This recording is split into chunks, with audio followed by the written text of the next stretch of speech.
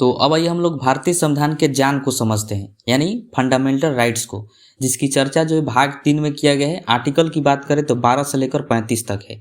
अब इसको संविधान का जान इसलिए बोला जाता है क्योंकि इसी के तहत जो है हम लोग कभी भी कोई भी कार्य कर सकते हैं, जैसे बोल सकते हैं, घूम सकते हैं, फिर सकते हैं, नेता, प्रधानमंत्री, राष्ट्रपति किसी को भी बोल सकते हैं। तो यह अधिकार जो है हमें कौन देता है? तो मूल अधिकार ही देता है, जो कि भारतीय संविधान के भाग 3 में है। इसीलिए इसको संविधान का जान कहा जाता है। अगर यह नहीं रहता तो फिर संविधान का कोई महत्व नहीं रहता। इस वजह से इससे जो है बहुत इंपॉर्टेंट, बहुत ज़्यादा प्रश्न पूछा जाता है एग्जाम में, सभी को ये पता होना चाहिए। अब देखिए, डायरेक्ट एग्जाम में पूछा जाता है कि मूल अधिकार को किस देश के संविधान से लिया गया है, तो यूएसए के संविधान से लिया गया है। ये आप ध्यान रखिएगा। जब हमारा संविधान बना तो उस समय भारतीय संविधान में कुल 7 मौलिक अधिकार थे, लेकिन एक अधिकार को जो है हटा दिया गया, जो कि संपत्ति का अधिकार था, तो उसको मौलिक अधिकार से हटा दिया गया है। अब वर्तमान में कुल 6 मौलिक अधिकार बच गए हैं, जो कि आप देख रहे हैं। समानता का अधिकार, स्वतंत्रता का अधिकार, शोषण के विरुद्ध अधिकार, धार्मिक स्वतंत्रता का अधिकार, सांस्कृतिक एवं शैक्षणिक अधिकार और संवैधानिक उपचार का अधिकार। अब आइए जो है भाग 3 से कौन कौन से इंपॉर्टेंट आर्टिकल से प्रश्न पूछा जाता है उनको हम लोग समझते हैं। तो देखिए, सबसे पहला आर्टिकल है आर्टिकल 14। इसमें कहा गया है कि विधि के समक्ष समता या विधि का समान संरक्षण। मतलब इसमें कहा गया है कि कानून के सामने जो है सब बराबर है, चाहे कोई व्यक्ति अमीर है चाहे कोई गरीब है, सब जो है कानून के सामने बराबर है, सबको एक समान अधिकार दिया जाएगा। यही बात इसमें कहा गया है। आर्टिकल 15 में कहा गया है भेदभाव का निषेध। मतलब आप किसी भी व्यक्ति के साथ जाति, धर्म, लिंग और जन्म स्थान, इन 4 आधार पर आप किसी भी व्यक्ति के साथ कहीं पर भी भेदभाव नहीं कर सकते हैं कि आप इस जाति के हैं चाहे आप इस धर्म के हैं, ऐसा नहीं कर सकते हैं। आर्टिकल 16 में कहा गया लोक नियोजन में अवसर की समानता। लोक नियोजन का मतलब होता है सरकारी नौकरी। सरकारी नौकरी में सबको समान अवसर देना है, किसी के साथ भेदभाव नहीं करना है कि आप यह कह के नहीं छांट सकते हैं, किसी को नहीं हटा सकते हैं कि आप इस धर्म के हैं तो आप नहीं कर सकते हैं नौकरी, या फिर आप इस जाति के हैं तो आप नौकरी नहीं कर सकते हैं। इस तरह का भेदभाव आप नहीं कर सकते हैं सरकारी नौकरियों में। यही बात आर्टिकल 16 में कहा गया है। आर्टिकल 17 में कहा गया अस्पृश्यता का अंत। अस्पृश्यता का मतलब होता है छुआछूत, यानी अनटचबिलिटी।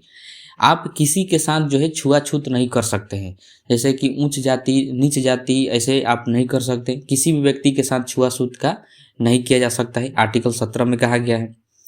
आर्टिकल 18 में कहा गया उपाधियों का अंत। उपाधि का मतलब जो है पहले बहुत सारी उपाधियाँ होती थी, जैसे ठाकुर साहब, बाबू साहब, इस तरह की उपाधियाँ हुआ करती थी, तो इसका जो है अंत कर दिया गया है। अब कहा गया है कि आप शिक्षा के क्षेत्र में ही उपाधि धारण कर सकते हैं, जैसे जनरल हो गया, टीचर हो गया, कर्नल हो गया।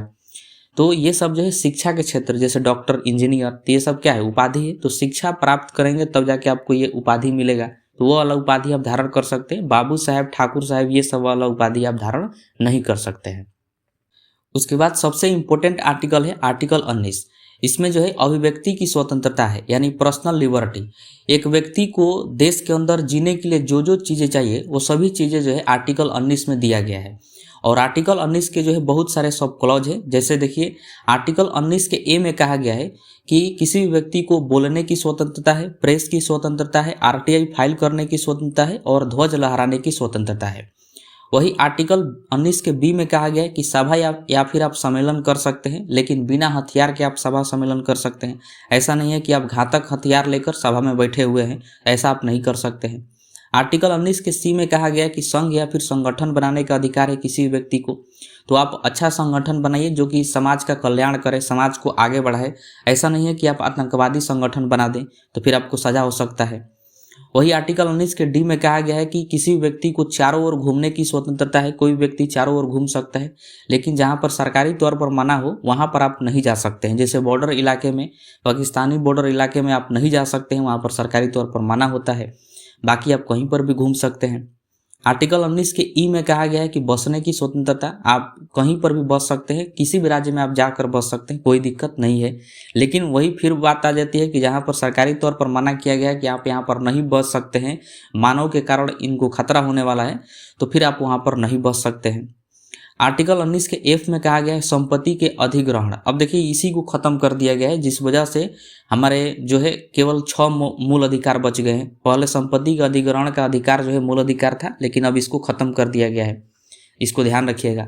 उसके बाद आर्टिकल 19 का जी है, जिसमें व्यवसाय करने की स्वतंत्रता है। आप कोई भी व्यवसाय कर सकते हैं, लेकिन उसके लिए जो क्राइटेरिया है, जो एलिजिबिलिटी है, उसको पूरा करना होगा। जैसे डॉक्टर के लिए एलिजिबिलिटी है कि आप एमबीबीएस करिए तब डॉक्टर बन सकते हैं, और आप जो है एक अनपढ़ आदमी और डॉक्टर बन गए और कहेंगे कि हमें व्यवसाय करने की स्वतंत्रता है, तो फिर आपको वहाँ पर सज़ा मिलेगा। क्योंकि व्यवसाय करने का अधिकार है, तो आप अपने एलिजिबिलिटी के अनुसार ही व्यवसाय कर सकते हैं।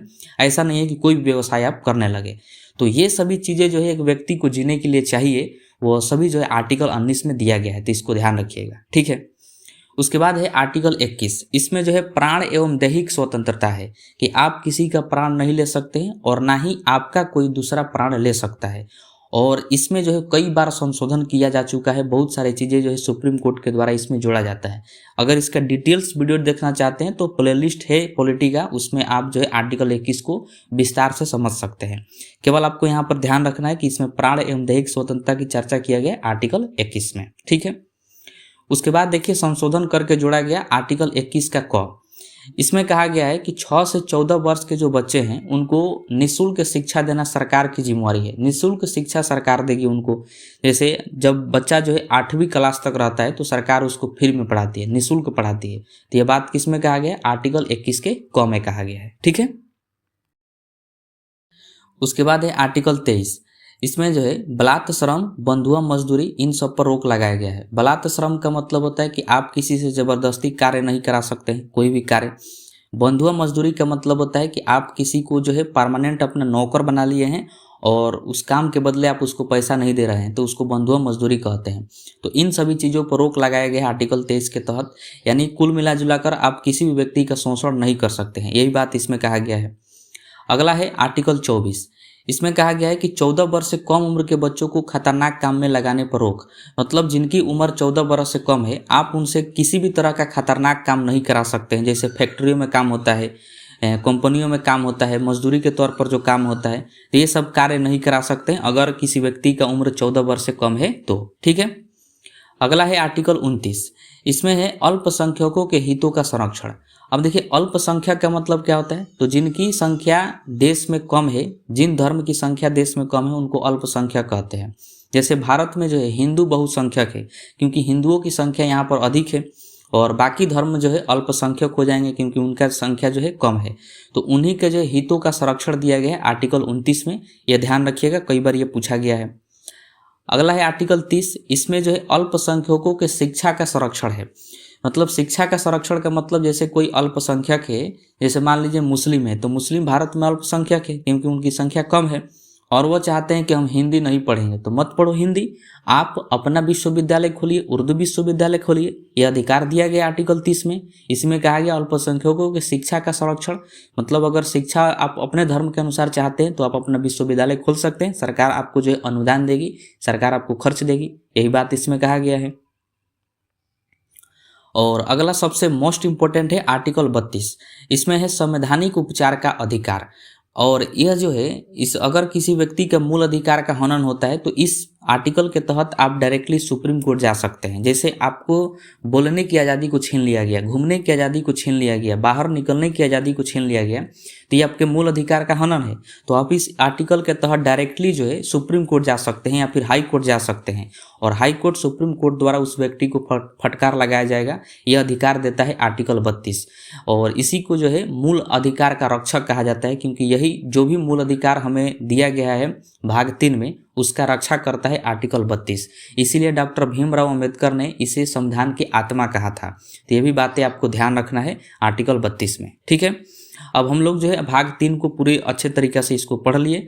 अब इससे संबंधित एक प्रश्न है, आपको जो है कमेंट बॉक्स में इसका उत्तर देना है। क्वेश्चन कह रहा है कि आर्टिकल 19 के अंतर्गत कौन सा स्वतंत्रता का अधिकार नहीं है। मतलब आपको बताना है कि आर्टिकल 19 में ये 4 में से कौन सा अधिकार नहीं दिया गया है, और इसका आंसर जो है आप कमेंट बॉक्स में बताइएगा।